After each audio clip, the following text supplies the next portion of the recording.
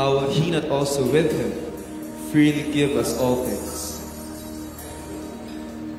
Who will bring a charge against God's elect? God is the one who justifies. Who is the one who condemns? Christ Jesus is he who died. Yes, rather who was raised, who is at the right hand of God, who also intercedes for us. Who will not separate us from the love of Christ? Will tribulation, or distress, or persecution, or famine, or nakedness, or peril, or sword? Just as it is written, for your sake we are being put to death all day long. We were considered as sheep to be slaughtered. But in all these things, we overwhelmingly conquer through him who loved us. Verse 38 it says, for I am convinced that neither death, nor life, nor angels, nor principalities, nor things present, nor things to come, nor powers, nor height, nor depth, nor any other created things will be able to separate us from the love of God, which is in Christ Jesus our Lord. For our God is for us, and if our God is for us, who can be against us?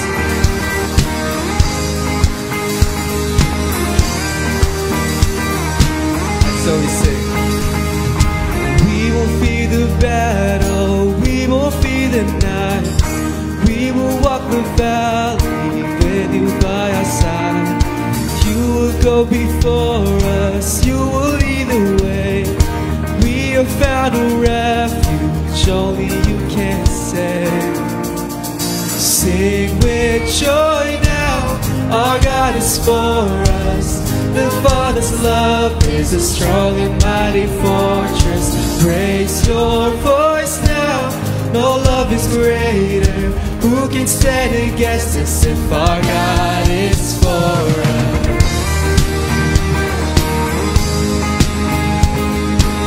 Even when I stumble, even when I fall, and even when I turn back, still your love is sure. You will not abandon, you will not forsake. You will cheer me on with never-ending grace. Sing with joy now, our God is for us. The Father's love is a strong and mighty fortress. Raise your voice now, no love is greater. Who can stand against us if our God is for us?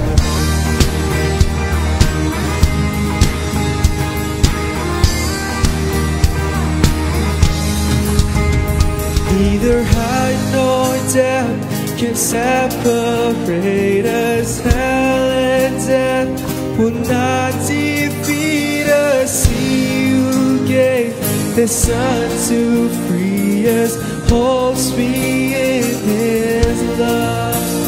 Neither height nor depth can separate us. Hell and death will not defeat us. He who gave the Son to free us holds me in his love.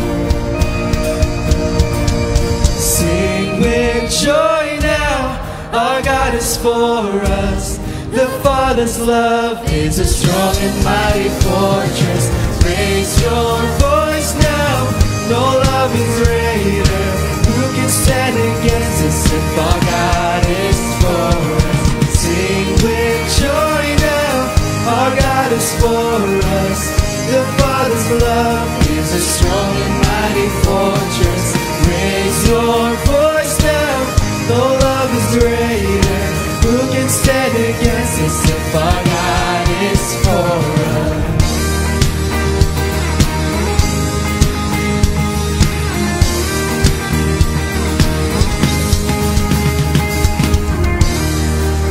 Yes, God, you are for us. And so we give you praise and all the glory and honor now and forevermore.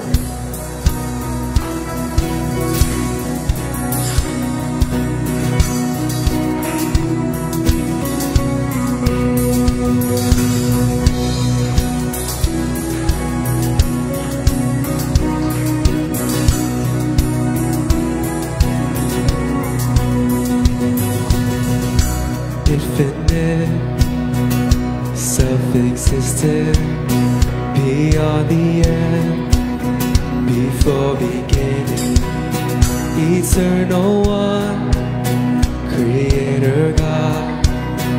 You made the world and it was good.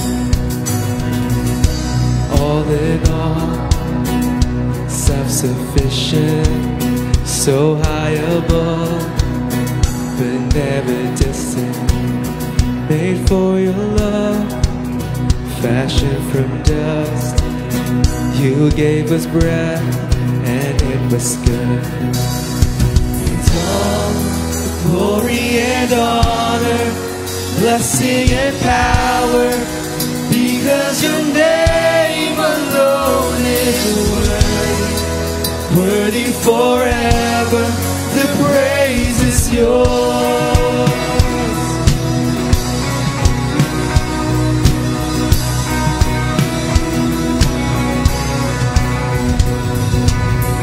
We hid our face, separated, betrayed your heart, our glory faded. Went our own way, gave up on love, but you would not, for you are good. You sent your son for our forgiveness. You ran to us, you kept your promise. Light of the world, there on the cross, you drank the cup, for you are good. And all the glory and honor, blessing and power, because your name alone is worthy forever. The praise is yours. And all the glory and honor, it's all the glory and honor, blessing and power, because your name alone is worthy forever. The praise is yours.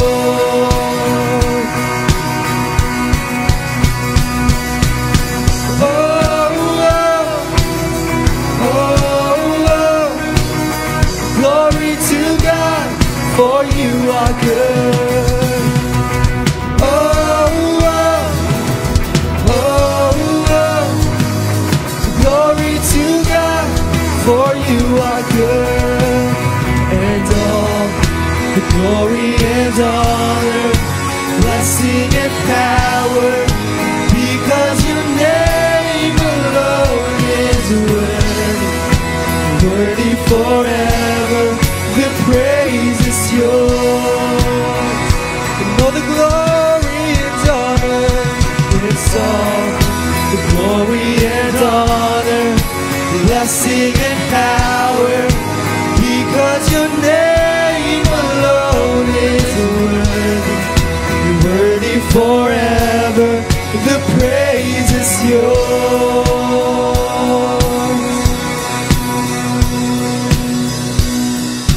All the praise is yours. All the glory and all the honor belongs to you alone, God. You said in your word that He made Him who knew no sin to be sin on our behalf, so that we might become the righteousness of God in Him. Thank you, God, for your love so amazing. Thank you, God, for the hope. We praise your holy name. We praise your holy name.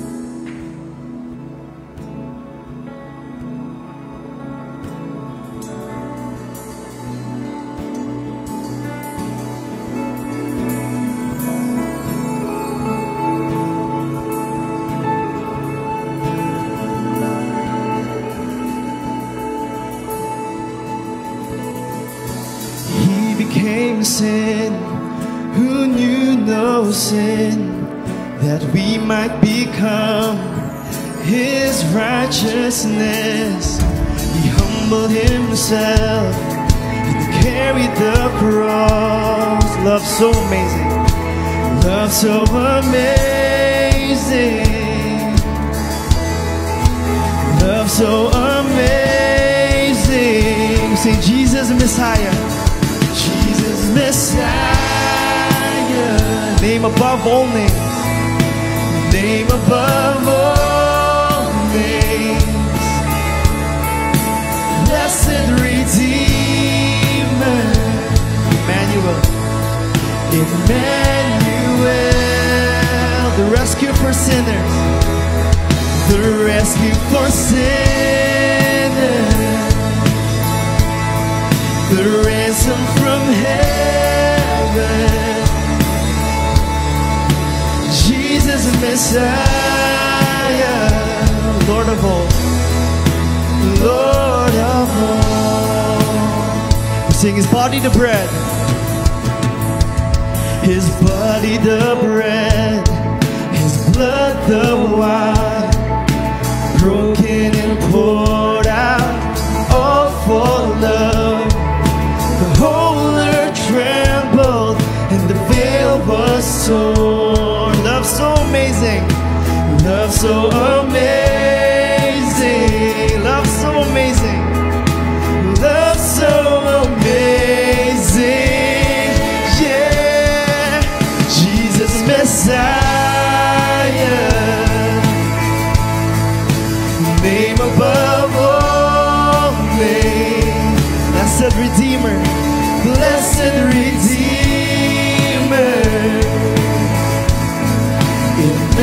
Emmanuel, the light of the world, the rescue for sinners, the ransom from heaven. Sing Jesus, Jesus Messiah, Lord of all. Let's all declare that He is our hope.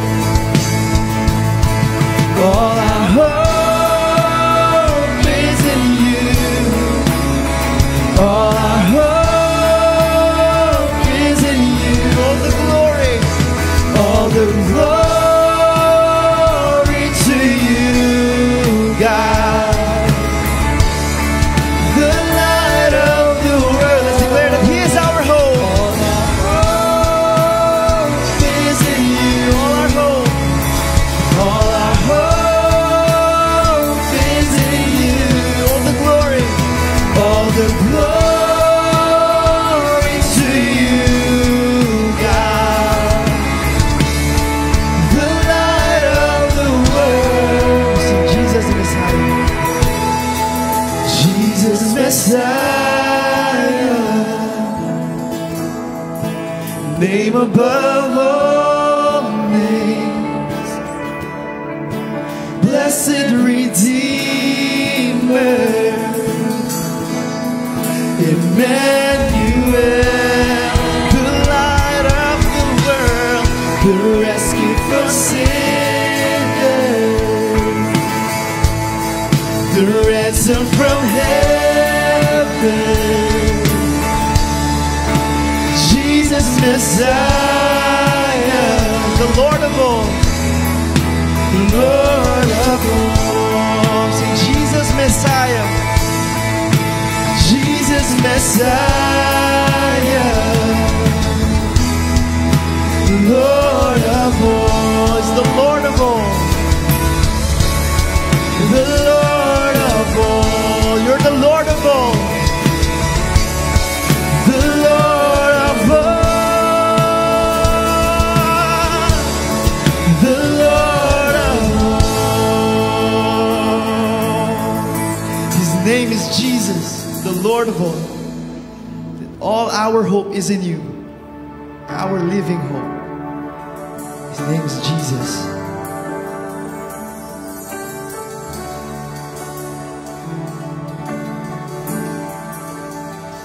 How great the chasm that lay between us, how high the mountain I could not climb. In desperation I turned to heaven and spoke your name into the night. Then through the darkness, your loving kindness tore through the shadows of my soul. The work is finished, the end is written.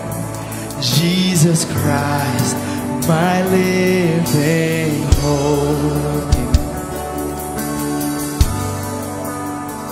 Who could imagine so great a mercy? What heart could fathom such boundless grace? The God of ages stepped down from glory to wear my sin and bear my shame. Sing the cross. The cross has spoken. I am forgiven. Thank you, Lord. The King of Kings calls me his own. Beautiful Savior, I'm yours forever. Jesus Christ, my living hope. Let's declare hallelujah. Hallelujah. Praise the one who set me free. Hallelujah. Death has lost its grip on me. You have broken every chain.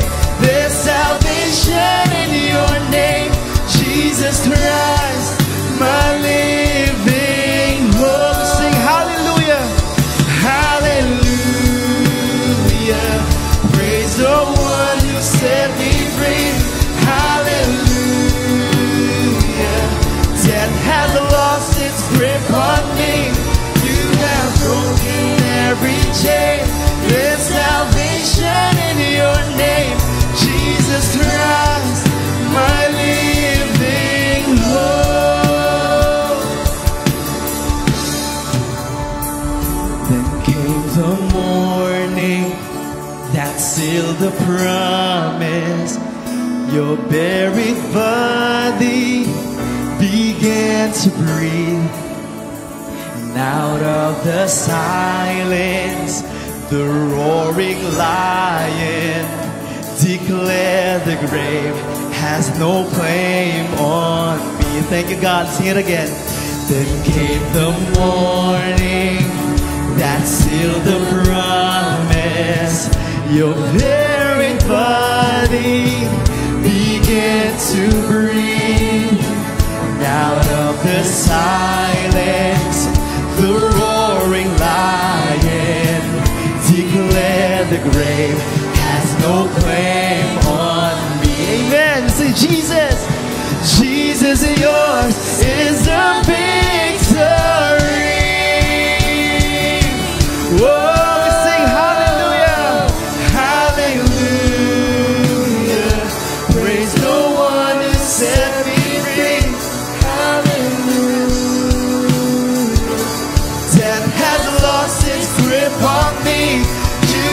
Broken every chain. There's salvation in your name, Jesus Christ, my living hope. We declare hallelujah. Hallelujah. Praise the one who set me free. Hallelujah.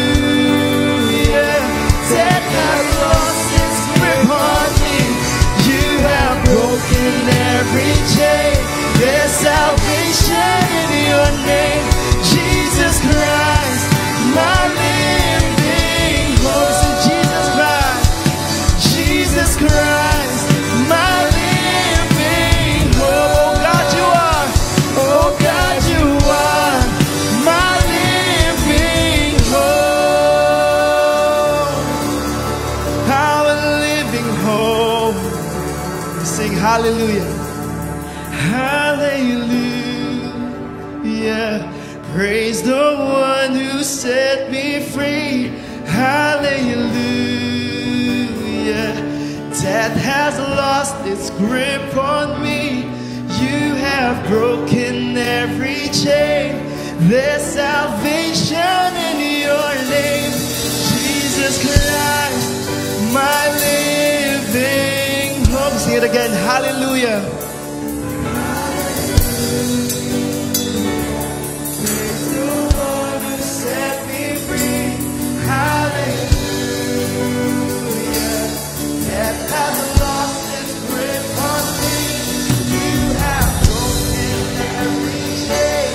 There's salvation in your name, Jesus Christ, my living hope. Then came the morning. Then came the morning that sealed the promise. Your buried body began to breathe. Out of the silence, the roaring lion declared the grave has no claim on me. Sing it again. Then came the morning that sealed the promise. Thank you, God.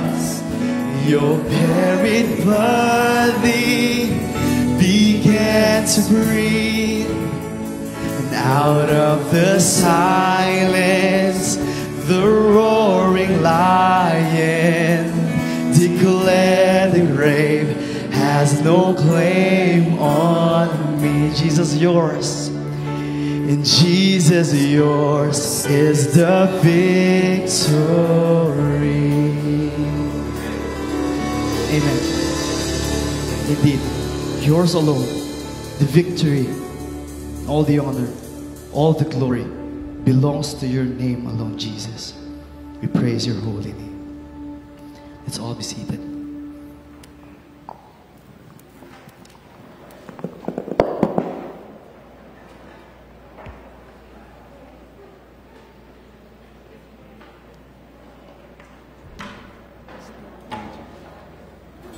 Thank you.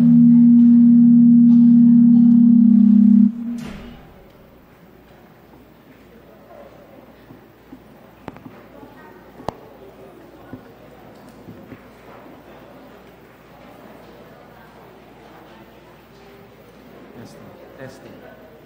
Mayong buntag sa atong tanan.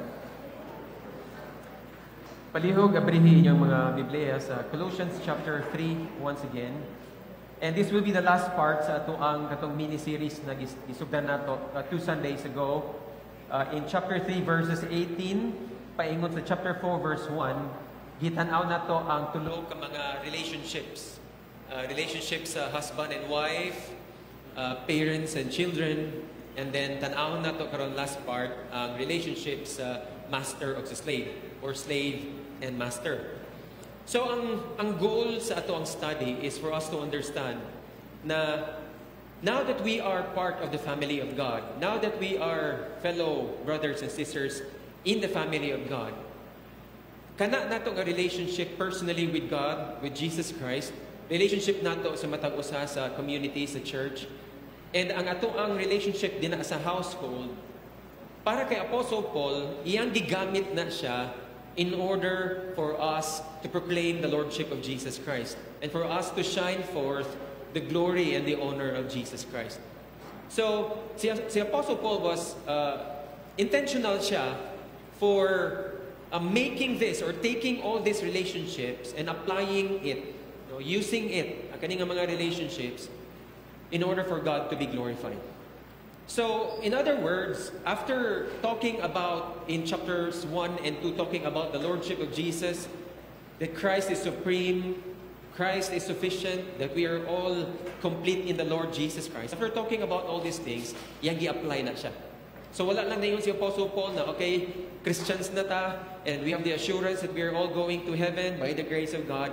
And so, okay, let's go back to what we are doing, and good luck sa atong tanan, we'll see each other in heaven. Wala lang ana si Apostle Paul. In fact, kung tanaw nato sa iyang mga lahi-lahi na mga letters, just like the book of Ephesians, and even the book of Galatians, Corinthians, or letter niya kay Timothy, Sa mga gisulat ni Apostle Paul ng mga libro, makita nato dito yun. Intentional siya. After saying the principles, ihadayon na siyang ibutang or tabangan niya ang young readers for them to be able to apply it, to put it into practice. So, sa past 2 Sundays, and now ika-third na to, sa anin ng mga relationships atong gitanaw, akong pag-ampo, akong paglaom nga nakatuon ta o ma-fine-tune nato atong mga relationships, especially sa aning tulo ka mga relationships, in order for us to shine forth the glory of Jesus Christ. In order for us to declare nga Jesus Christ is indeed Lord and the Lord of all sa atong tagsa-tagsa kinabuhi. It's just like answering the question nga, okay, if you are a Christian now, kung Christian na ka karon, and if you claim that you are truly a Christian, then how do you reflect that? Unsay mga proofs, mga ebidensya nga tuod ikaw isa ka Kristohanon. So sa mga inaha, sa mga wife, mga husbands, istoryahan nato ang inyong role, ang inyong divine design nga gihatag sa Ginoo nga kung inyo nang buhaton, kung atong buhaton ang ato ang role, ang ato ang kaning design gihatag sa Ginoo sa tuwa, then we would contribute, be able to contribute dinha sa household nato. Aron nga kini nga panimalay magadanaag o magaproklamar sa himaya sa Ginoo o sa pagkadiyos ni Hesukristo. Para sa mga bana, unsa natong natun-an, para sa mga anak, unsay inyong buhaton aron nga mas ma-align nimo imong kaugalingon anak nga tawag sa Ginoo sa imuha. So even diha sa atong panimalay, no, usahay magunahuna ta nga kanang wala mi part, for example, no, wala ko participation sa ministry sa church mismo. Di mo ko kabalo mo kanta, di ko kabalo mo tokar o gitara o instruments, di ko ka-apit sa worship team, di ko teacher, di ko ka-teach, and so on and so forth. But you know what? Kaning atong gitun-an karon brings us back sa atong panimalay. And it's just like telling us nga masking sa inyong balay na amoy ministry nga mabuhat na. Nga masking sa inyong balay, ang inyong pagkinabuhi isa ka pamilya, makadanag na, makaproklamar na sa maayong balita about kay Jesus Christ. So, importante kayo ni siya sa unahuna ni Apostle Paul. Kadiha nagsugod mga igsoon ang atong ministry sa atong tagsa-tagsa kapanimalay. Okay? So, ayaw yun og i-belittle. Ayaw yun din yung glimti ang household, ang panimalay na to. Importante na siya o dako na siya nato ng opportunity or nga platform or avenue where we can say to the world, Jesus is Lord. And that is one of the greatest proofs nga kitang tanan di ay gyud bahin na diya sa pamilya sa Ginoo. So going back again, ang goal, ang atong purpose, ang main idea nga akong gina-emphasize pirmi sa atong study for the past 3 Sundays is that in our relationships, personal relationship nato sa Ginoo, relationship nato as a church, and relationship nato sa household, can be used to proclaim the glory of God and the Lordship of Jesus Christ. And the question I'm asking is, what are you doing aron nga mahitabo na siya sa inyong panimalay? Wives, husbands, children, what are we doing? At this point, din sa chapter 3 verse 22 paingon sa chapter 4 verse 1, tanaw na to karon na sad ang relationship sa slave ug sa master. Unsa may pamaagi nga aron kaning nga relationship sa panimalay kay sa ilahang adtong una sa ilang household code, ang isa ka household would comprise of a mother, father, children, master who is also the father, and a slave. That's a household sa ilaha adtong una. And si Jesus Christ, si Apostle Paul ug ang early church, wala man nila gi-advocate ang slavery, pero wala pud nila gi-try og abolish ang slavery. But they accepted and acknowledged the reality of slavery during their time. And since ang ilahang tumong is not to kanang abolish slavery, ang ginabuhat karon ni Jesus Christ o ang gibuhat ni Apostle Paul o gibuhat sa church during their time is to align ang kanisya nga reality in their society didto sa gospel message ug ilang gihimo ni nga platform aron nga dinha ma-express sa isa ka Christian nga master ug Christian nga slave si kinsa gyud ay si Jesus Christ. Okay? Because there are people today who would say nga ano man si Jesus wala niya gi-abolish ang slavery or mga early church wala niya gi-abolish ang slavery. It was not the goal of Christianity. But they acknowledge the reality of that. The same is true with our time today, no? Dagantag kakakita ng mga dili insakto, dili maayo, dili godly, dili biblical na mga practices sa atong kalibutan karon. And if, kung kita as a church, for example, kita sa Light of the World, kung atong himuon nga tumong nga, atong udangon na nga, dili insakto nga practice sa atong komunidad, di ata mag-focus, you know what? Mahuman na lang ang kalibutan, dili gyud nato na mausab. As mentioned sa isa sa kauban nato diri sa simbahan, a good friend of mine also, ingon siya, Pastor Joe, if you try to change the system, di gyud na nimo makaya na. The goal is not to change the system because it's a given thing already in the world. Evil na gyud siya. But what we can do is focus on individual lives where we are right now, sa school baka ka, students, opisina, wherever you are, focus on individual lives and share the gospel to them. Focus on individual lives and shine forth your light as a follower of Jesus Christ. Focus on individuals aron nga sila mismo makakita sa kahayag sa inyong panimalay. Okay? As a wife, as a husband, as children, makaingon sila nga, wow, lahi lagi na inyong panimalay. Yes, lahi gyud me because Christ is Lord sa among panimalay. And Jesus Christ is our master sa among panimalay. So that's the goal, that's the aim. But as I said earlier, gi-acknowledge na ni Paul o ni Jesus o sa early church nga reality. So what Paul is doing right now is iyang gina fine-tune, iyang gina redefine ang kanisya nga reality sa society in order for this to become a platform for them to shine forth their light. So the question that we would like to answer now is, in what way can a master and a slave, okay, a Christian master or a Christian slave, proclaim the lordship of Jesus Christ through their relationship? Kaya sa may pamaagi nila nga danag nila ang ilang kahayag, even though sa anak nga relationship nila. Ang pinaka-closest nga connection mabuhat na to aning slave and master relationship sa time ni Apostle Paul ug sa ato karon is ang kanang employer-employee relationship. That's the closest that we can have. Okay? Not in its totality, kinaagyo'y kalahian, but na yung mga principles nga ma-apply na to. So as we go through our study this morning, one of the things I'd like to do is to bring us back sa ilang nga time and give us the background sa ila so that masabtan nato and ma-appreciate nato unsa di ay ang ilahang situation at tuuna no sa napa sila slave and master. And then atong ma-apply mga principles that we can apply in our time today. Before we move forward, let us pause in a word of prayer.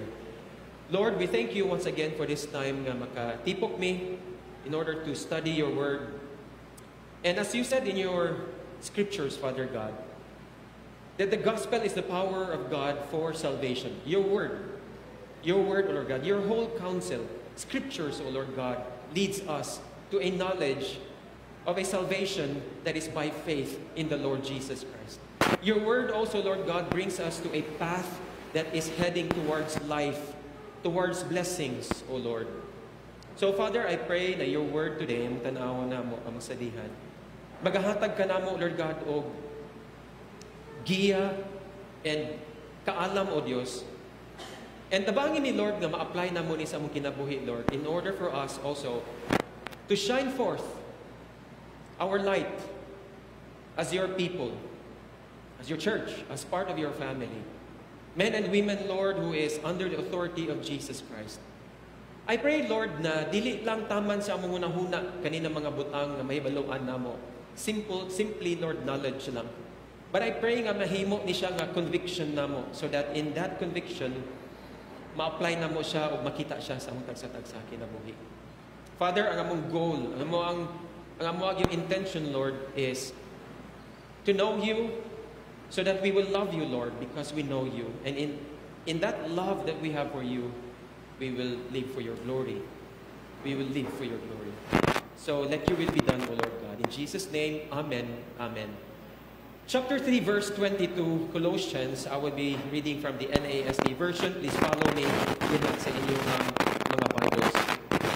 The Apostle Paul wrote, "Slaves, in all things, obey those who are your masters on earth, not with external service as those who merely please men, but with sincerity of heart, fearing the Lord.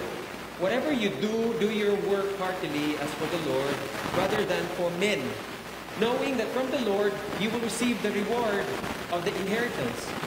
It is the Lord Christ whom you serve.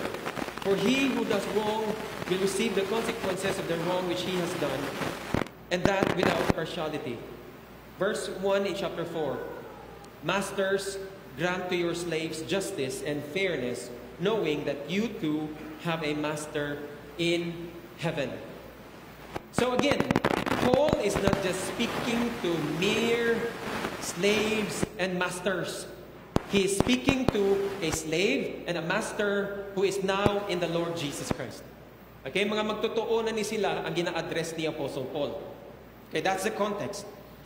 Kani nga master, kani nga slave, kani nga mga tao nga iyang gi-address, nakadungog na ni sila sa mensahe, mahitungod silang kaluwasan, mituo na sila, gidawat na nila ni nga mga pagtulunan, ilan ang giinlanga si Yesu Kristo mo, ang Ginoo, o ang mao ang hari silang kinabuhi, o sa ilang pamilya, nasabtan na nila ang mga prinsipyo nga istoryahan ni Apostle Paul so far.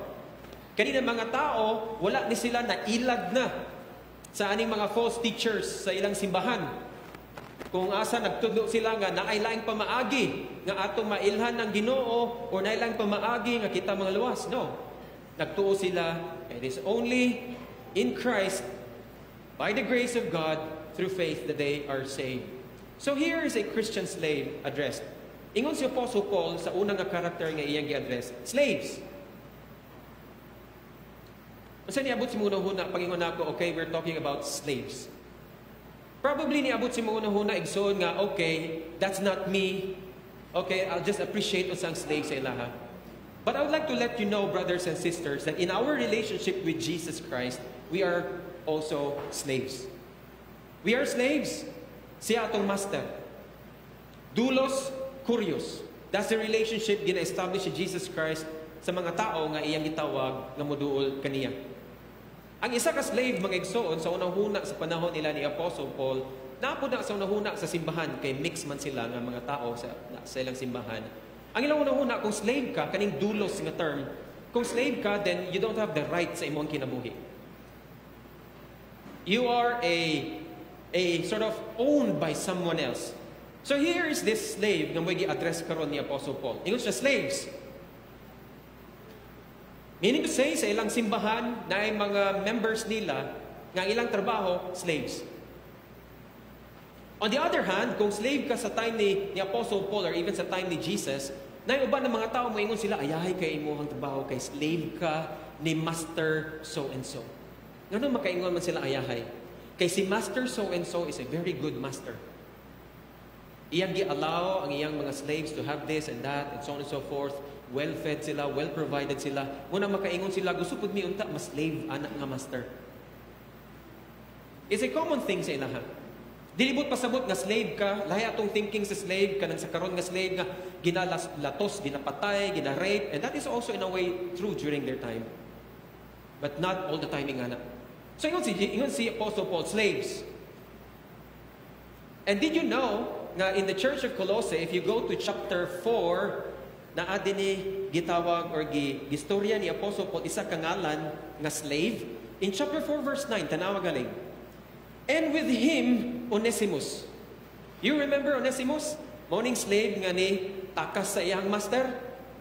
Ngayang gisulatan si Philemon, dawata si Onesimus balik. So among them, na sila slaves. Ingon si Apostle Paul, slaves, listen.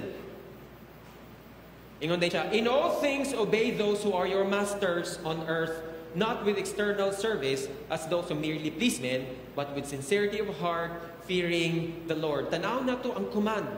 Ang first gihatag na command ni Apostle Paul for the slaves is, obey your masters or earthly masters in all things.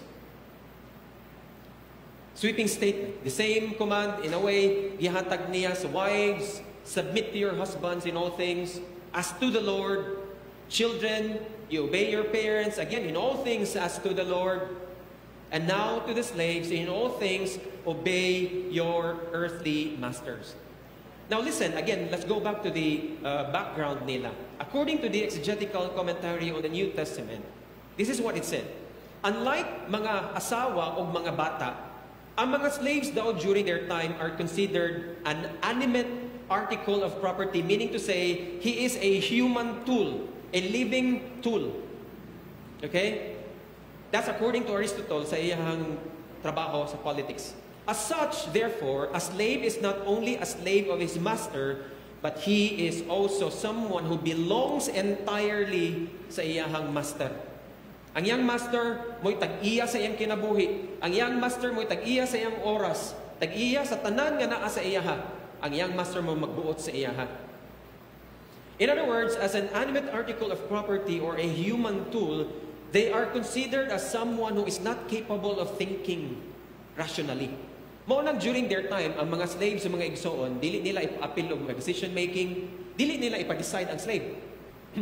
The only thing a slave can do is listen to the master, and the master will give everything nga iyang buhaton during the day dito sa farm, and paabot sa farm, iya lang nang i-follow ang gisulat tanan sa iyang master. Dili siya makabuhat og decisions sa iyang kagalingon. Kaya nga naman, they considered or they see slaves as someone who is not able to function sa iyang thinking. Although ang mga wives during their time makabuhat silang decision, but it can be overruled by the husband. Ingana ang power and authority sa husband during their time.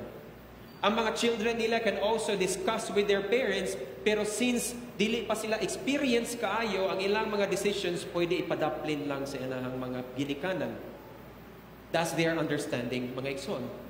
Although ingana ang unahuna sa common ng mga tao during their time, during sa early church dayon, wala na nila gi-carry. But it's a common understanding. If you're a slave, that's how they think about you. That's why ang church ug ang Christians played an important role during the early church era. And that is also true today. The church today plays a very important role in this generation nga naman. We have the Word of God. Ang pulong sa Ginoo may magagiya sa ato, magahatag sa ato sa insakto nga mga prinsipyo sa atong kinabuhi. Kung pangutan unta, unsa may imuhang giya? Unsa imuhang sa gitawag pa nila murag game plan sa imong kinabuhi? Asa na nagagikan? Para sa ato mga Kristohanon, mga igsoon, nagagikan na siya sa pulong sa Ginoo.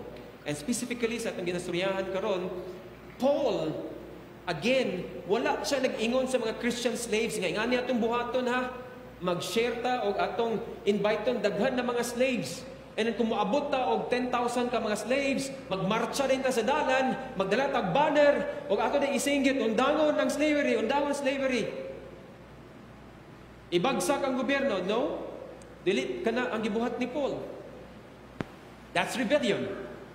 But ang gibuhat ni Paul is this. Ingon siya, kamo nga mga slaves nga nakaila sa Ginoo, i-align ninyo yung kagalingon dito sa unsa man, pulong sa Ginoo. King ano man, oportunidad na ninyo nga may danag ninyo inyong kahayag ug may inyong proklamar ninyo ang pagginoo ni Jesucristo sa inyong kinabuhi. A different thinking. O dapat ingana ta, no? Na yung mga panahon at una-una, slavery, manilang gibuhat. Makatawa lang ko, Kurt. I'm sorry, but I usually make that comment sa Kangkeza. But anyway, we feel that feeling sometimes. Dili naman yun sakto. But if we would rethink and align ourselves in gospel, we can say, Lord, thank you for this opportunity for me to shine forth my light. And declare that truly you are my Lord and Savior in whatever that is you are experiencing now. So going back sa ilang common understanding, ang isa ka slave is simply a tool, a commodity. Kung ga-function pa siya maayo sa farm, kay baskog pa, bata pang slave, maayo. Okay, you go ahead. Pero pagkatigulang na, pwede na sila discard. But what about the church? Unsa ang thinking about sa slaves? Again, slaves are men and women who are related with the Lord Jesus Christ. Men and women who have received forgiveness and salvation in the Lord Jesus Christ. Men and women who are able to shine forth the glory and the lordship of Jesus Christ. Remember, we too are slaves. And our ultimate master is Christ Himself. Asa magkakaroon sa imong kinabuhi? Asa kagiplastar sa Ginoo? how can you shine forth that light as a slave of Jesus Christ? In all things, ingon si Apostle Paul again, it's a sweeping statement. All things, you obey them. The same word gigamit ni Apostle Paul sa mga children. Children, obey your parents. And if you remember, to obey is to listen, to hear. Unsa ang gistorya sa master, sa parents. And then with that heart of willingness to obey, then we perform and we do actions as our act of obedience. But ang point ni Apostle Paul din is to emphasize that kaning in all things nga i-obey sa mga slaves must be aligned or in accordance with the principles of God. The same principle or idea sa mga children. Gimension ako last Sunday, children, you obey your parents in all things.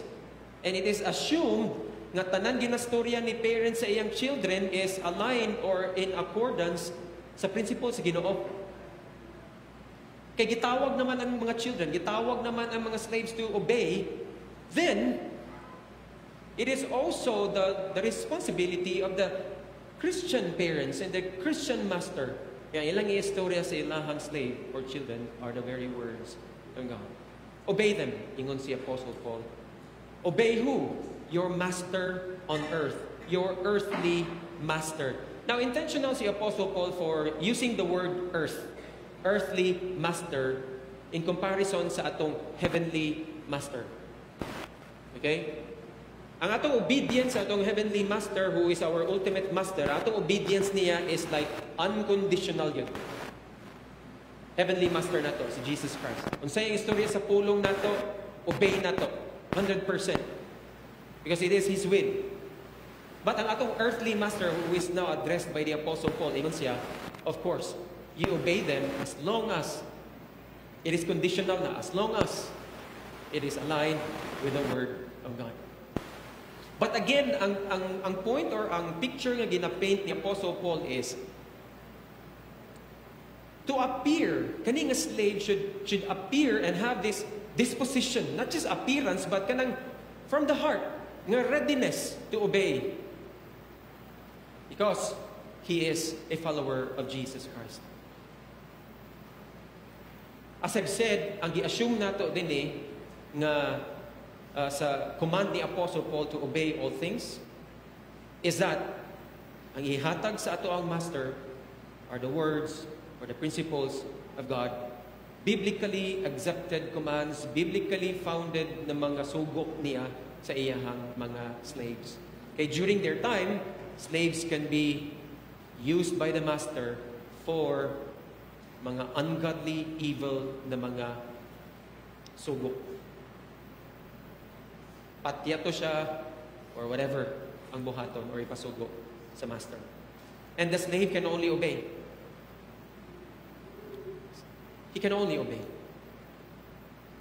So, ingon si Apostle Paul, since ang slaves in our common understanding can only obey masters, sugua sila sa insakto. Kay for sure, i-obey yung kanila. Don't take advantage, anak, ng understanding nila. Now, after giving this command, obey in all things your masters here on earth, he described the Apostle Paul how that looked like. In the next parts of verse 22, nag-ingon si Apostle Paul, this is how this looked like.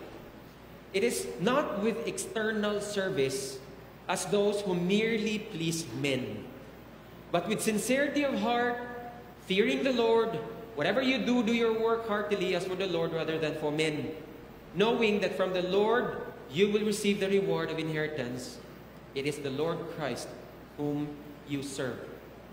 First, ingon si Apostle Paul, it should not only be eye service or external service as those who merely please men.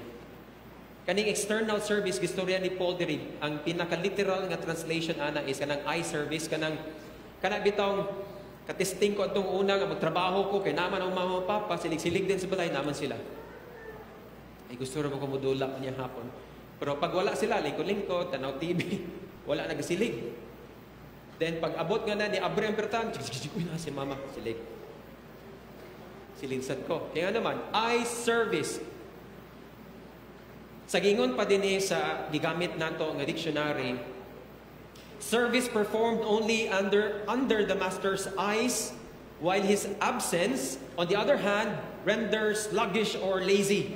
In other words, working hard when being watched, but becoming lazy or sluggish, hinay when unobserved. Yung si Apostle Paul, ayaw, the command is for you to obey everything. Nga istorya sa imong master, because we are assuming iyang gihatag sa imong nga command is from the Lord or the Word of God. Obey Him, not through eye service only. Kaya imong goal is to please lang siya, kung makita siya. In their context, the reason why they please their master is because of fear. I-please, i-honor nila ang master kay kabalo sila, pwede mo ingon ang master nga patyon na nato ni nga slave, or baligya na nato ni nga slave, or ato na ning i-reject, i-abandon na nato ni nga slave. Kung ang slave adtong una, mga igsoon, i-abandon siya sa iyang master, is good as dead. Di man siya makapang-apply og trabaho, di siya makapang-apply og mahimo siyang farmer sa isa ka field, sa isa ka tao, no? Ang mga slave adtong una, mga igsoon, is i-acquire sila, paliton sila, mga igsoon. Dili pare sa ato karon nga, "Way, salamat sa Ginoo, basi unsa pay mahitabo, okay ra, graduate bitaw ko, na ako yung ani educational background, so on so forth, pwede ko makapang-apply." No, that's not the case of a slave. Fear, mga igsoon, every day sa ilang unang-huna, naa pa ba ko under ni nga master karon adlaw? Ang akong asawa or akong mga anak kauban pa ba nako karon nga adlaw? Kay kami mga slave ani. Because of fear. Now what else man ang reason nga nung simply to please their master man? Fear. It could be anger, suko na sila silang master. It could be frustration, feeling of unfairness sa pagtrabaho nila. O may klaro, oy, ako din ani niya, kato sila dito, whatever that unfairness is. Ang istorya na dayon is, well, here, kung matrabaho ko na, merely pleasing men. That should not be the case, ingon si Apostle Paul. Istorya ni Apostle Paul ni siya nga maigsoon, kaya nga naman, mo man ni ang common nga kahitabo sa mga slaves. So he is now correcting it in light of the gospel message and the glory and the honor of Jesus Christ. Ayaw ang ana. Ingon siya sa mga slaves. Even if ang imuang master, dili siya tong best na master. Ayaw itugot nga mag-dictate sa imo siya imuhang pagpanrabaho. Instead, ingon si Apostle Paul, instead of pleasing men, external service, kung naa trabaho, kung wala, di kong trabaho, or hinay ko, instead, but, contrast din sincerity of heart. Kung sige, contrast ani sa taas, external service. External lang akong service. Pero ingon siya, no, dapat sincerity of heart, internal. Mga igsoon. Ang sincerity dari mga igsoon is free from pretense or hypocrisy. Okay? Na-study na nato before, ang hypocrisy is actually a compliment during their time. Kaya ang mga hypocrites at doon na mga aktor man. Like sila ni, kanang mga aktor na to karon. They're playing roles nga dili gyud na sila in reality. So they're being hypocrites. Playing to be as if they're someone when they are not. But gigamit na ni Jesus on a negative sense, ingon siya sa mga Pharisees, you are a hypocrite. You are pretending to be someone else when you are not. Ingon si Apostle Paul, sincerity of heart. Dili katong hypocrite nga heart. Tinuuray, not self-seeking, not selfish, pure ang intention dapat nimo. Okay? That's the principle ginahatag ni Apostle Paul. Okay? Don't focus on the master first. Okay? Given na ang master is there, you're under the authority of the master, understand this principle. Your heart must be sincere and free from pretense. The word sincerity, gitanaw na ko sa ilahang pagsabot mga igsoon. It also carries the idea of being generous. Manghinatagon. In terms of time nato, in terms atong pagtrabaho. Ingon si Apostle Paul, therefore, nga, I mean, regardless of si kinsa imong master, you have to be serving them sa sincerity sa imong kasing-kasing, that willingness to really work in spite of, giving all, in spite of. Kaya at the end of the day, ang makita sa ato, ang makita sa ato ang Ginoo. Ug moatubang ta sa iya ha, para i-account ta niya. It is to work not only because of what I get. That's being self-seeking. But I am motivated by my generosity.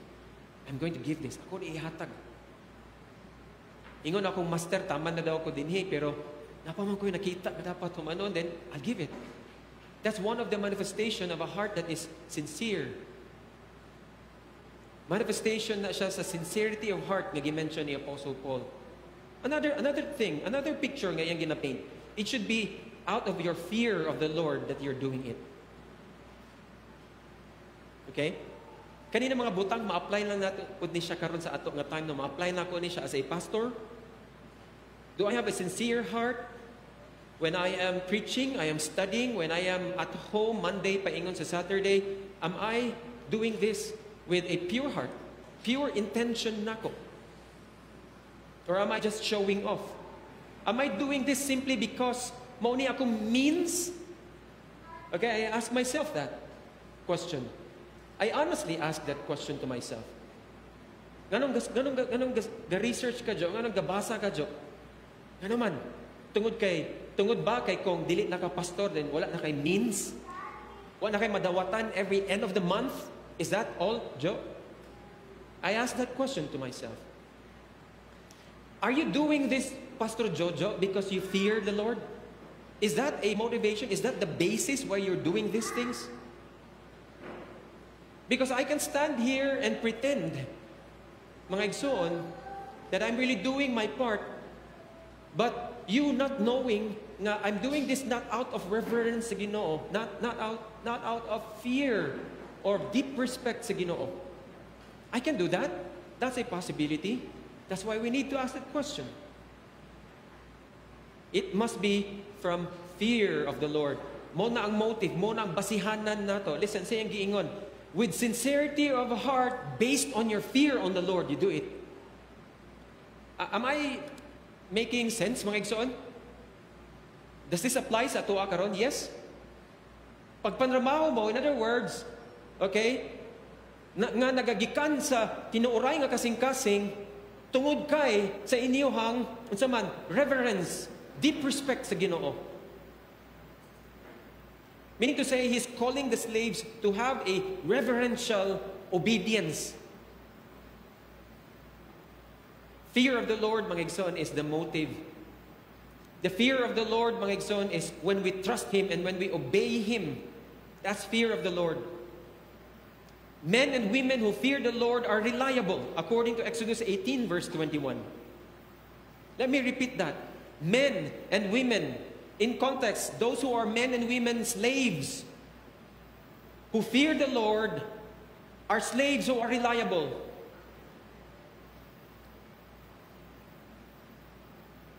It is the result of their knowledge of the Word of God. Munang reliable sila. Very powerful kayo, no? A picture. Nakita ba na to? A person, in context, ingon si Paul, okay, kamong nga mga slaves, Onesimus, naman ka din okay? Kung well-founded ka sa pulong sa Ginoo, you know what? Reliable yung kay ka nga slave ni Philemon. To the point na Philemon will praise the Lord because of you. Reliable ka because you know the Word of God. And you obey and align yourself to the Word of God. Fearing God means living in obedience to His moral commands. Now, this fear of God, mga igsoon, dili lang ni siya feeling, ha? Dili lang ni siya attitude of respect. But it's something that we do. It is something na gina-perform nato. Actual siya gagakita sa ako ang kinabuhi or sa atong kinabuhi as we honor God through our obedience to our earthly masters. So Paul said, not out of external service or men-pleasing Dili lang tungod kay naa si master gatanaw nga buhaton nato ang ato ang mga dapat buhaton. No. But with sincerity of heart, purity, right intention, because we fear the Lord. Nga maski pag wala diya si master ninyo, kay tuwa siya sa lahi nga syudad, kay nagtrabaho dito or sa bayang lakaw, sure si master ninyo nga gibilin nila kaninyo gakabuhat gyud. Because you're doing it not out of eye service, but with sincerity of heart. I believe that principle is not just true or applicable sa mga slaves, but is applicable to us even today, especially in our relationship with the Lord Jesus Christ as His slaves. Okay? To the students, ako i-address sa mga students nato, in what way man ma-apply ninyo sa inyong case karon as students? Students, you're also considered as children. Napa mo under sa inyong ginikanan. So ang inyong role is you obey them in all things. But as a slave of Christ also, not a master si Jesus Christ, in what way ni mo ma-apply karon? Are you just doing it simply because, kinahanglan magugumoskwela? Are we being a good steward, ana? And for all of us, men and women, nga naa nata karon sa trabaho, salamat sa Ginoo sa mga panalangin, no? Nga nakatrabaho ta, and maayo ang atong giplastar sa atong pagpanrabaho. In what way kani nga principle ma-apply sa imong kinabuhi karon? Maybe sa trabaho or sa opisina ba, ikaw ang naaka sa position where in a way makarelate ka sa mga masters? Or siguro naka sa trabaho nimo karon nga mas makarelate ka sa katong slave na idea. In what way is this passage speaking to you? Ingon si Apostle Paul sa atong gibasa ganina, out of fear of the Lord, fearing the Lord. That deep respect or reverence nato, that should be the motivation. And he continues to give or paint a picture of how this looked like. So he continues or he goes on to say, whatever you do, maski unsa daw imo buhaton, do your work heartily as for the Lord. Again, whatever you do in obedience sa imong master, kanang whatever you do diha is in accordance sa pulong sa Ginoo. Wala nagingon si Pablo dire nga sa imong pagbinuang kay gisugo ka sa imong master nga slave kanang kanding diya ba nga na kanang manok diya gulod or sa ba diya ko ana sa imong pagpangawala dilit na mao ang ginaingon ni Paul, but in whatever you do that is in accordance with the word of God, do your work heartily. Again, the word heartily, as for the Lord rather than for men, knowing that from the Lord you will receive the reward of the inheritance. It is the Lord Christ whom you serve. For he who does wrong will receive the consequences of the wrong which he has done, and that without partiality. Again, what I'm doing right now is answering the question, how does this look like? Unsay picture gina-paint ni Apostle Paul? So far, iyang istorya, dili external service, pleasing men, sincerity of heart, out of fear of the Lord. And this time in verse 23 and following verses, nag-ingon si Apostle Paul, whatever you do, do your work heartily, meaning to say, give your all when you work. Ayaw lang ihatag imong half or imong 1/4 nga kasing-kasing sa imong ginabuhat. Give your all. Gihatag na sa Ginoo nga trabaho nimo. Ako as a pastor, I must give my all as a pastor. Now listen, help me think. As a pastor, how does that look like? Giving my all as a pastor. Now, there are many questions and there are many opinions about becoming a pastor and being engaged in other things. Giving my all as a pastor, I believe, according to the Word of God, is to give my whole time, effort, my life in serving the Lord, and especially sa akong role and calling as designed by God to pastors in feeding the flock of Jesus Christ. That's my call. You are not my flock. I don't own you. Listen and listen carefully. I am not your master. Christ is. My role, my calling is to feed you, the flock of Jesus. I am an under-shepherd. And in doing that, mga igsoon, takes time, sacrifice, effort. And, kung ako pa ihatag ang akong half sa akong kasing-kasing sa uban, I don't think, mga igsoon, I will be able to give my all in this work. Forgive me for using myself as an example. But I hope makarelate ta sa atong personal nga kinabuhi. How can you give your all as men and women who are called to make disciples, proclaim the Lordship of Jesus Christ? How can you do that? As wives, husbands, children, how can you do that? It is talking about the totality of our devotion. Full, complete heart na to. Si King Saul in the Old Testament, half-hearted siya sa Ginoo. Half-hearted ang iyang obedience sa Ginoo. That's why ingon ang Ginoo, ilisanti ka. Ilisanti ka of someone who is really after my heart. Not his heart. Not his ambitions, not his goals, but mine. And that's David. David was not perfect though. Total devotion in serving God. Wholehearted, mga igsoon. To work willingly in whatever he or she is doing. You know what? Related ni siya sa katong giingon ni Jesus Christ sa Mark chapter 12 verse 30, wherein gipangutana si Jesus Christ unsa ang greatest commandment. Ingon siya, you are to love the Lord your God with all your heart, with all your soul, heart, mind, and strength. Meaning to say, ingon si Jesus Christ, you love me alone. Ako lang. Wala na lain. In other words, ang implication or another implication dito is ang inyong kasing-kasing, ingon si Jesus Christ, can only love one. You cannot, and it is not possible, na sa inyong kasing-kasing, there is Jesus and there is Mammon. It's either Mammon lang or si Jesus lang. And that's the complaint of Jesus to the church dito sa Ephesians chapter 3. Laodicea. Lukewarm. Neither hot or cold. Lukewarm. I wish you're cold or hot, but you're not. You're lukewarm. Manang iluwa ta mo, ingon si Jesus Christ. Wholehearted, ingon si Apostle Paul. Number 2, sa ingon ni Paul, the Lord is our ultimate master by saying, as for the Lord rather than for men.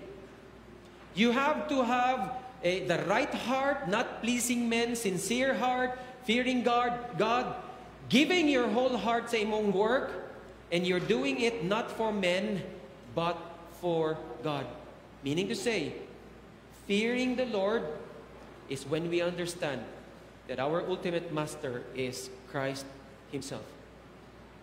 Is this only applicable to me as a pastor because I am a religious leader? What do you think? Makaingon baka nga, pero Pastor Jojo, nararabi ako gatrabaho sa kwan. Na ako gatrabaho, for example, sa opisina, for example. Nag-record ko dito. Does that apply? Yes, yes. You go past beyond your earthly master and you go to the cross. That's Jesus. Helpful kayo na sa pagpanrabaho nato mga igsoon with a sincere heart. It's just like asking myself, tomorrow is Monday, and I'm going to report to whom? Ultimately, to Christ. Ask for the Lord rather than for men. This is the reason why we must give our whole heart, because it is Christ whom we serve.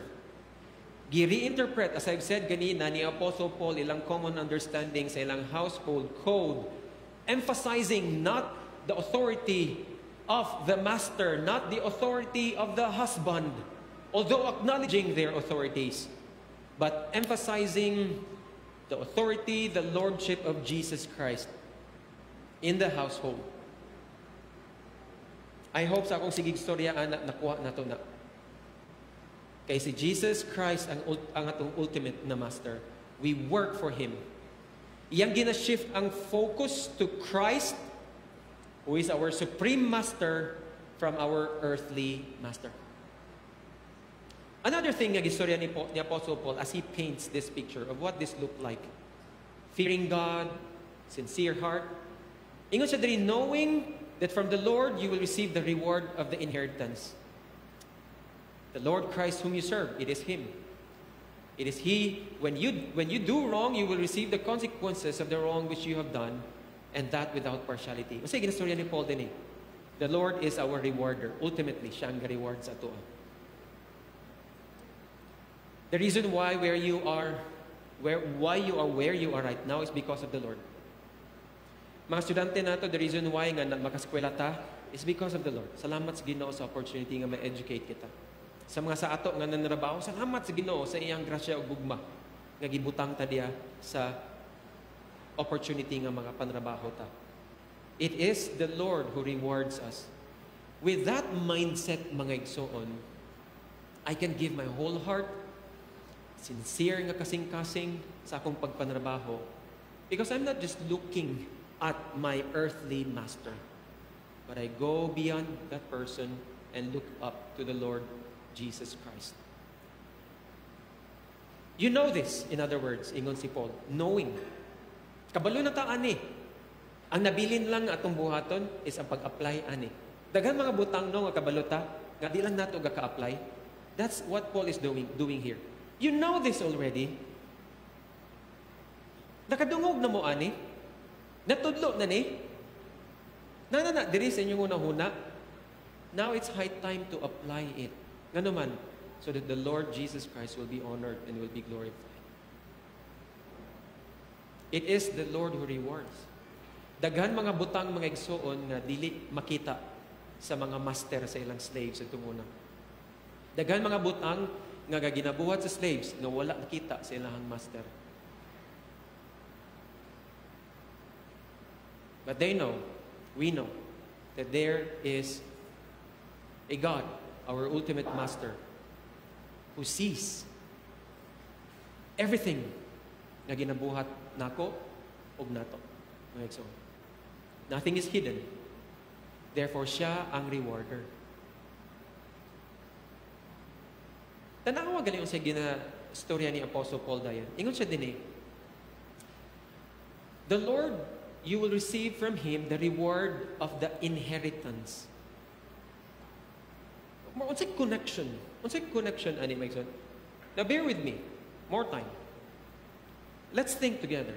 Nagingon si Paul, buhaton ninyo ni as to the Lord. Kay siya biya ang rewarder. And as a slave, ang akong unang-una na dayon is, wow, i-reward ko sa Ginoo. Siguro i-increasean siguro ni master ako ang bugas nga makuha, or siguro tagaan ko ni master ani, whatever. That's the reward siguro sa ako ang pag-hard work. Pero ang giingon ni Paul is the reward of the inheritance. What is he talking about here? Again, ginadala ni Apostle Paul ang mga slaves beyond sa earthly nga nga reward. Yes, sa imuhang pagkamaayo nga slave, you will have earthly rewards. You will be promoted siguro, ikaw na ang head sa mga slaves sa imong master. Siguro, mingon ang master, sige, tagaan ti ka og lote pod nimo para imuha na. Whatever that is. That could be. Pero ang ultimate nga reward ang ginastorya diri ni Apostle Paul is ang inheritance nga madawat nila nga Ginoo mismo makahatag. Again, going past earthly nga condition nila. Earthly master, earthly reward, to a heavenly master and a heavenly reward, which is the inheritance. More than these blessings that you have now, there is a kalibutan, mga igsoon. More than that blessings, there is an inheritance nga nag-prepare sa Ginoo sa imuha, ngayang ihatag ugma sa atoa, iyang mga anak. Isn't that a motivation for a slave? Yes. Kaya nga naman, ang unang-una sa slave, pag matigulang ko, hindi na ako makaalsa og sako, pwede naman ko i-disregard sa akong master.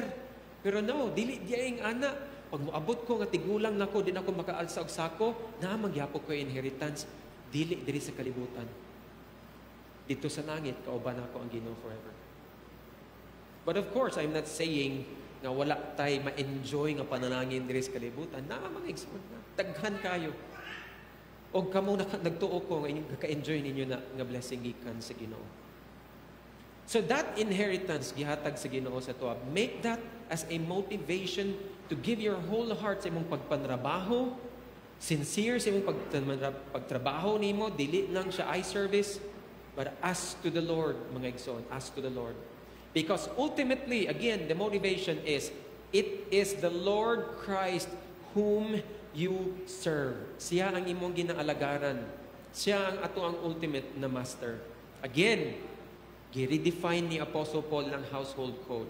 Yes, ang mga master, naagya po sila authority, but ultimately, we are under the authority of Christ Jesus our Lord. Kita ng mga Kristiyano.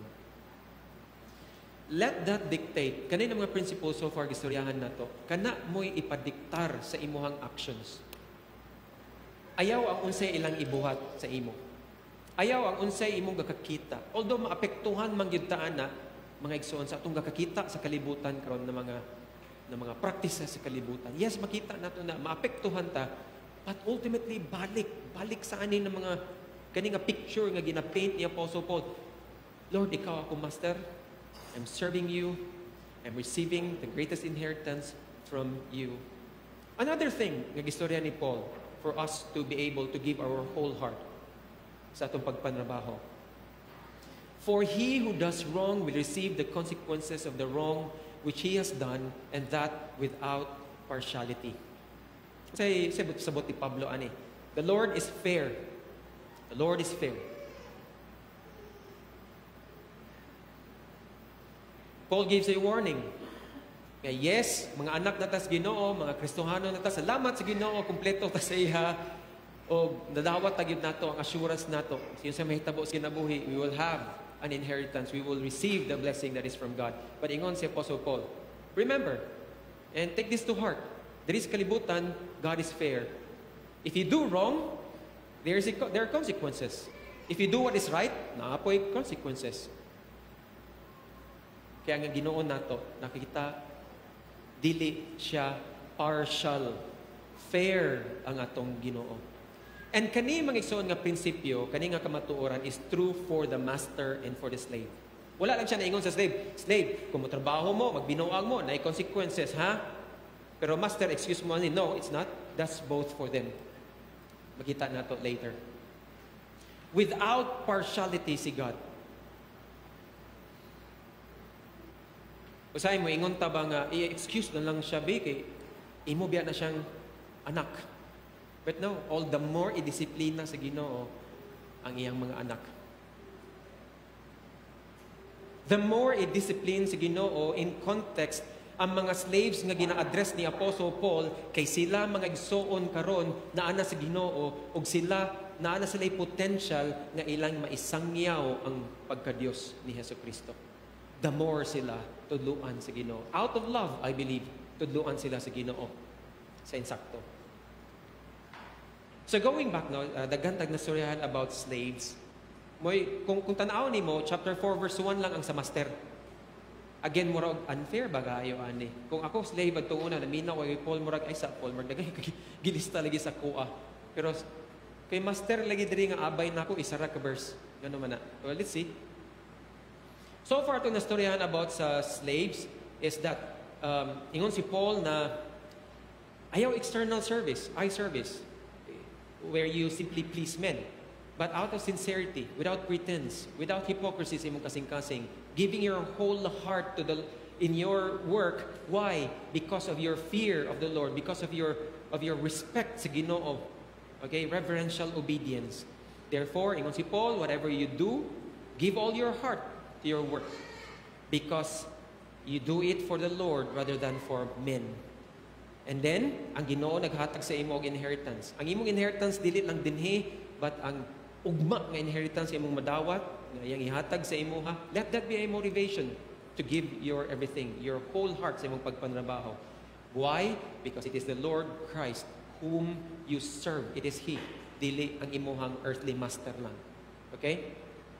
Kay kung ingana akong thinking mga igsoon nga I'm serving Christ and I'm serving Him with all my heart, and I'm giving my everything for Jesus Christ, mo reflect na siya sa akong earthly nga trabaho. Okay? If ang akong thinking ana, Lord, today it's Monday. I'm going to give my all, Lord. You're my ultimate na master, boss, Lord. Ikaw nagbutang sa ako din eh. Maasa ba kagibutang sa Ginoo? And I'm giving you my all, Lord. Heartily. Kung ako nabuhaton, kung ako nang mabuhat sa Ginoo nga din ako makita, that could be reflected sa akong boss dinis kalibutan nga makita na ako. There may be some flaws sa akong boss. But I know that ultimately I'm doing this for my Lord and Savior Jesus Christ. Let that motivate you. And now in chapter 4 verse 1, gi-address ni Apostle Paul in this single verse ang mga masters. Masters. Okay? Sa congregation nga gisulatan ni Apostle Paul na slaves and therefore na mga masters po dito. And then kuyawan ng mga masters. Okay, agoy sa kibuhaton ni Pablo ani. And this is what he said. This is the command. Grant to your slaves justice and fairness, knowing that you too have a master in heaven. First reading nimo, makita nimo gamay raman ila, mga slaves, I'm giving to my slaves, i-grant daw nako, ako ihatag. Ako i-make sure nga mailahan ni, ang unsa man, justice and fairness. Kay kabalo daw ko na ako master in heaven. Okay, so what does this mean? Okay, masters, they are the ones who sa hunahuna nila itong una, they're the ones who possess slaves. Na sila'y capacity nga mag-purchase og slaves sa slave market. Okay? Specifically, ang master nga gina-address ni Apostle Paul are those who are in Christ. In context na to. So on. Now, he is acknowledging that the household code for the masters should be aligned dito sa prinsipyo sa Ginoo. Again, Paul is not rebelling against the household code, but iyang gina-align ni siya sa gospel message. And this is the command for them. It is just like telling the masters, reflect Christ Jesus dinha sa inyong panimalay. How do you do that? By making sure that you are giving them justice. Ang pinaka-root nga understanding sa justice, kana siya, justisya kayo na siya nga tao. Ang pinaka-root niya is righteousness. Okay? Meaning to say, therefore, Paul is telling the masters, I command you, masters, to give to the slaves anything that conforms to righteousness. Okay? Anything that conforms to what is right, what is approved of God, acceptable kay God, you make sure nga ilahan nang gakakuha.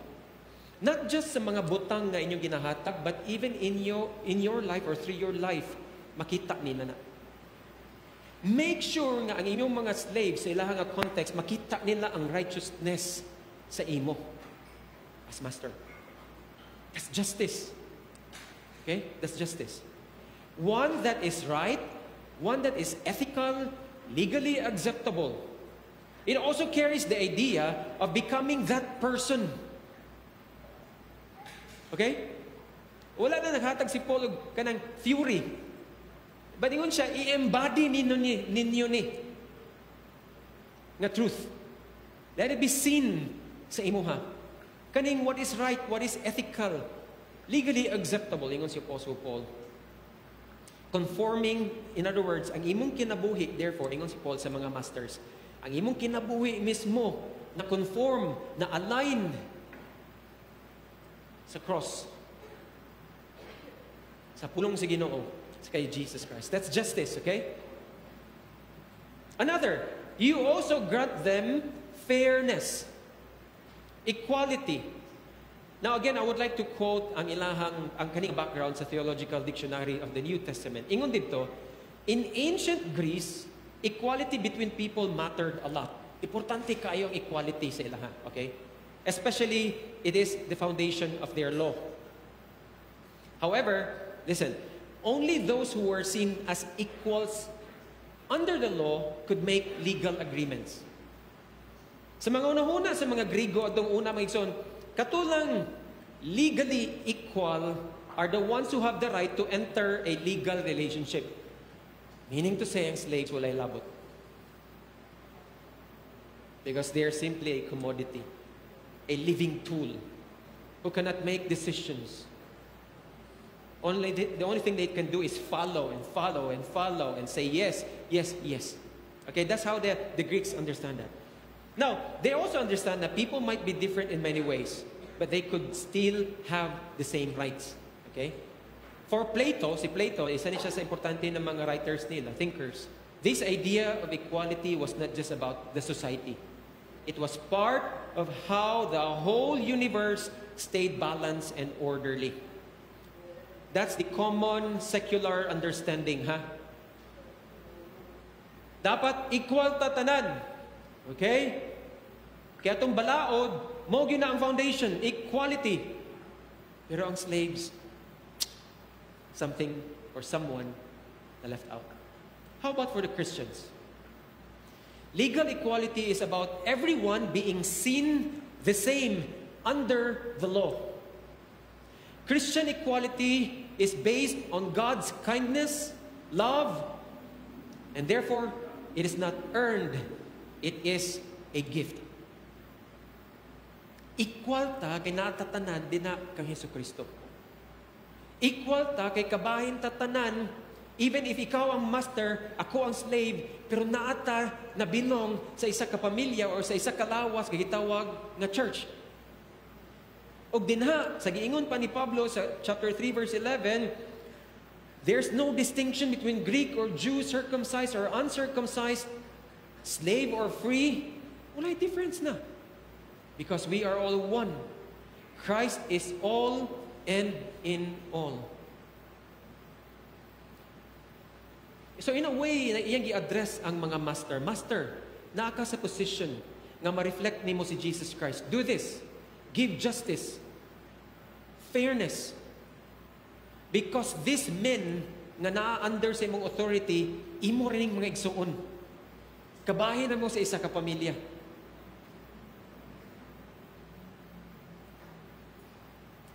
Therefore, ang relationship sa master with the slave is not governed by their common household code existing nila, but with the principles of Scriptures.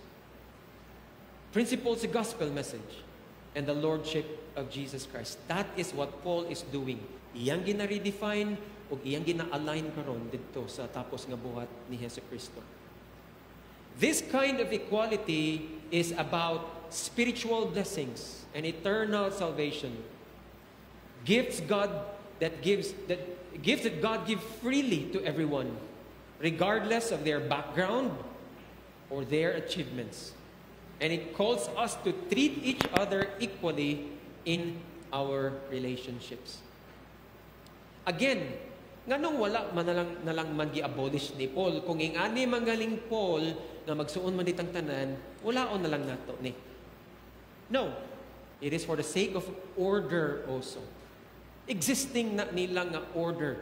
Just like nga naay mayor, natay mga vice mayor, napod tay mga ubos sa ilaha. Order. Rangko sa ato ang mga pulis or sa military para naay order.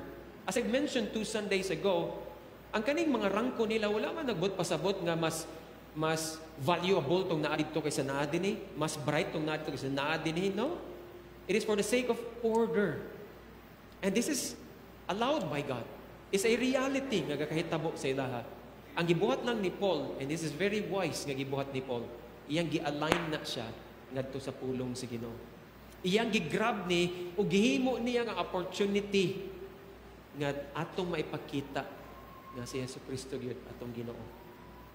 Wherever you are. Therefore, ingon si Paul, whatever you do, verse 17 in chapter 3, whatever you do in word or deed, do all in the name of the Lord Jesus, giving thanks through Him to God the Father. That's addressing both the master and the slaves, the wives and the husbands, the children, the father, the parents. In whatever you do it to the Lord and for His name and His glory. Okay? Now listen lastly, and this is very important. Kay sa istorya panaw ganina, murara og one verse lang no ang sa master murag unfair man eh. No? Listen ang sa ingon ni Paul sa last part sa chapter 4 verse 1. Ingon siya, Masters, knowing, okay? Again, the word knowing. Kay bahaw mo ani. Knowing that you too have a master in heaven. What is Paul doing here? Paul is just like telling them, everything I said to the slaves is yours also. Okay, slaves said mo sa inyong master sa langit. Okay? So, dili ta makaingon nga, ayahay mong kayang master, oy, one verse lang, and then fairness and justice. Grabe. But no.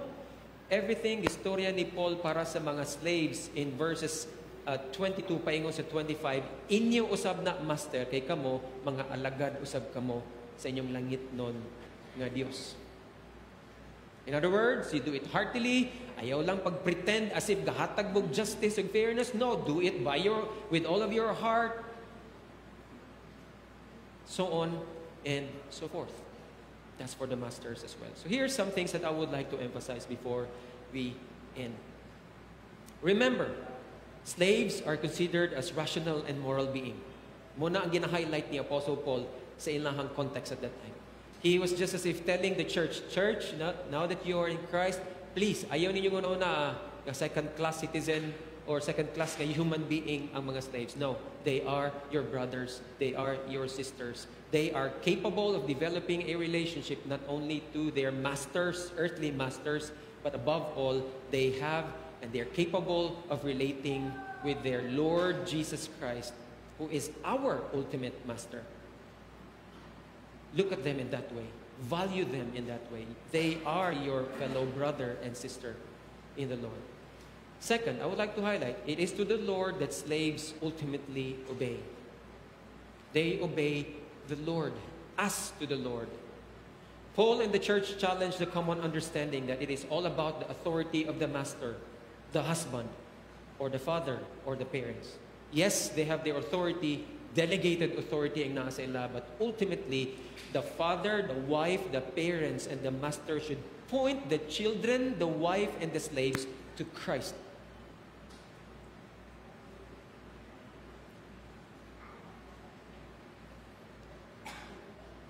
Earthly masters versus heavenly masters.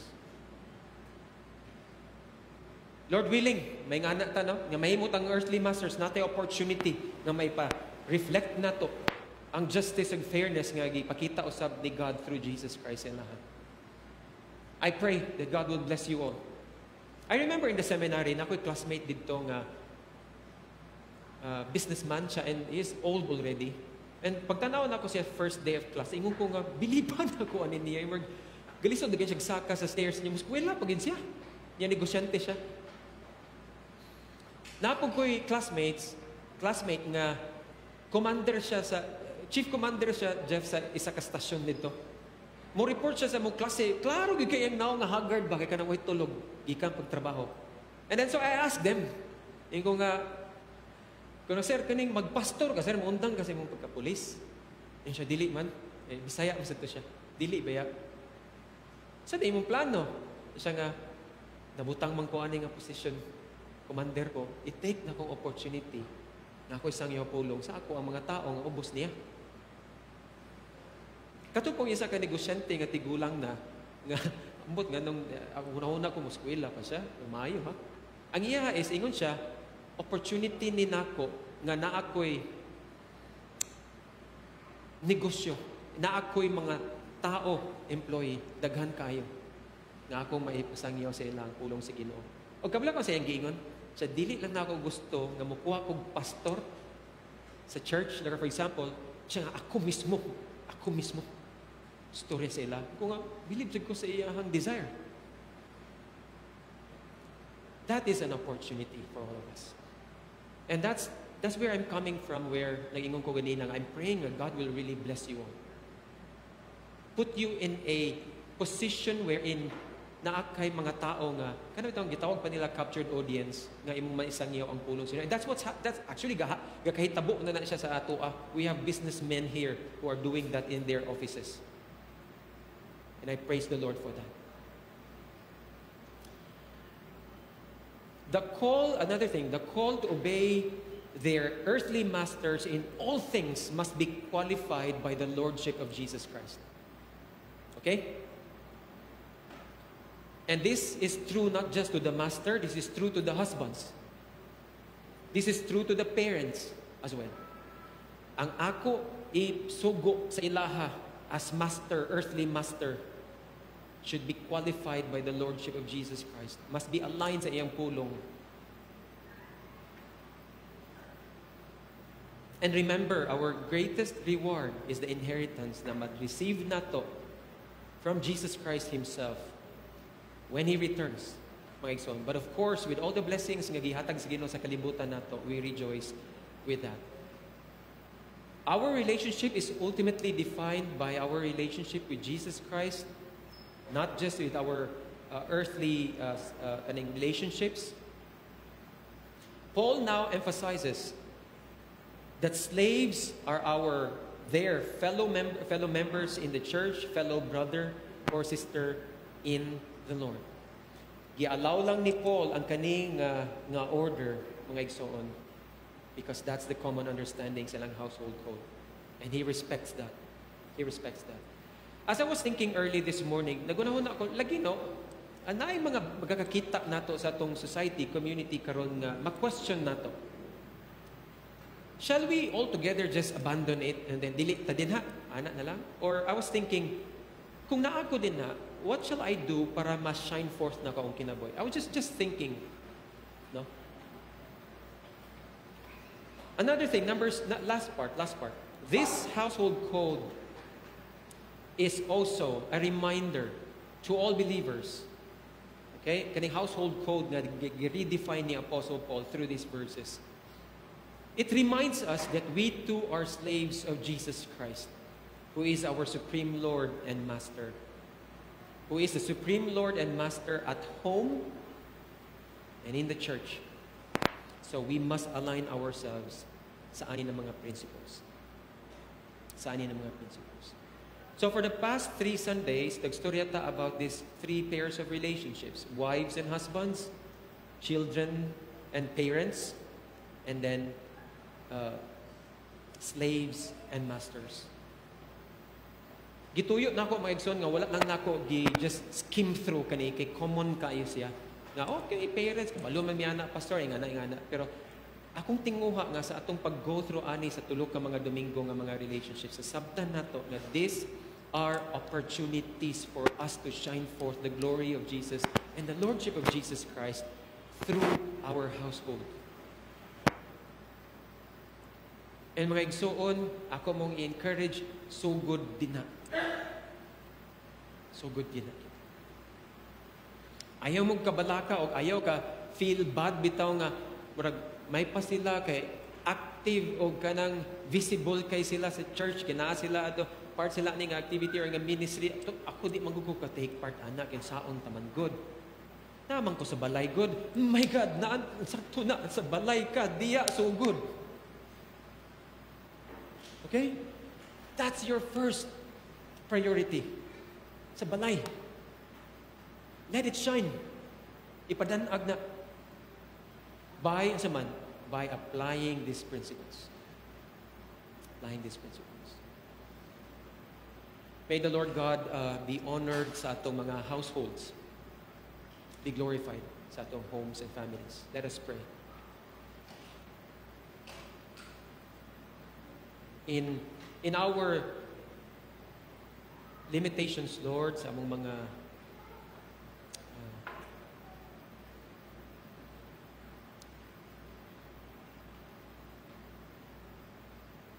mga dysfunctionalities namo, O Lord God. We acknowledge, Lord, that dili na siya hopeless nga situation. But that, Lord, in your sovereignty, in your power, and because you are a miracle-working God, I know that we can start a new beginning. I pray for every husbands, wives, parents, children, masters, workers, Lord. I pray, Lord, na amo ning i-grab na opportunity, Lord. Nga sa aning imong gipastuward sa amo nga pamilya, Lord, magamit na mo ni to shine forth Jesus. That Christ is Lord and Lord of all. Help us, O Lord God, I pray. Help us. Continue, Lord, to teach us your ways, your principles in your word. That you be glorified in everything that we do and say. This I pray in the mighty name of Jesus Christ, who is our Master, our Lord, our King. Amen and amen.